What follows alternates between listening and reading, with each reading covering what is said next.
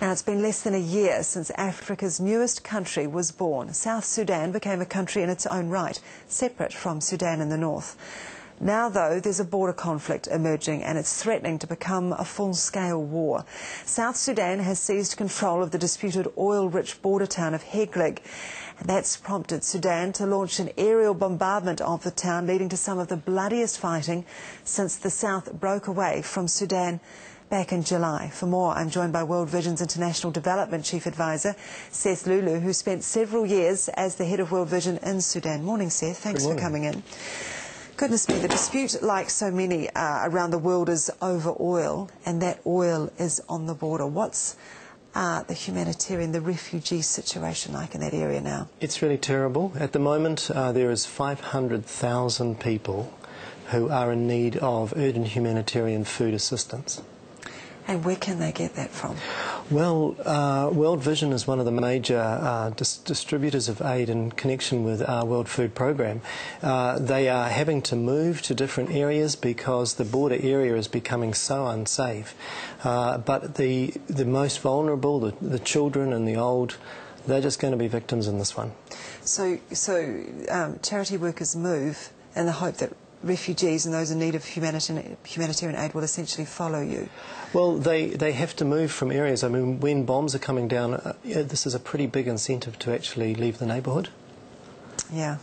There's a lot of shelling going down on them, isn't there? This is right. It's, you know, the whole thing is like a really messy divorce. Both sides have got problems. As you mentioned, World Vision is, along with the World Food Programme partner in Sudan, one of the biggest providers. What have you been doing there up until this situation? Well, you see, this is the thing which is so frustrating. We have been giving clean water to communities right along the Nile. Things like diarrhoea is stopped in those communities. Soldiers are learning to farm. People are producing food. Communities are getting hope. And then something like this comes and all of that takes a giant step backwards.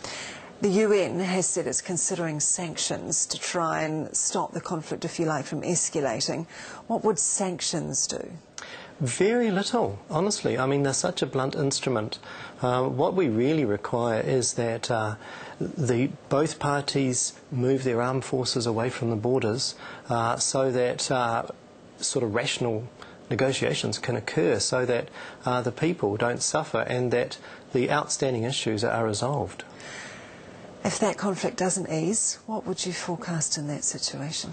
Back to business as usual. You know, since 1955, Sudan, with a few small changes, has been at civil war. A whole country brutalised.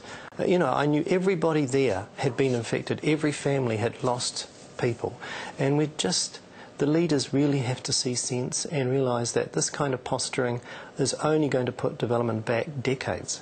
The UN has come out and said, as we mentioned, about sanctions. Is the international community really looking that closely about what's going on there?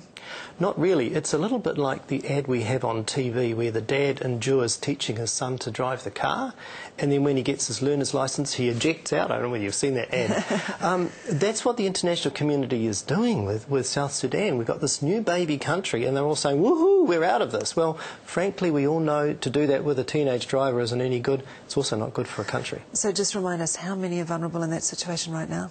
At the moment, 4 million people, which, as we know, is the population of New Zealand, is immediately vulnerable to for food insecurity. And so we're just saying, please, can we see some reason here? All right, okay. Seth Lulu from World Vision. Thank you. Appreciate your time this morning.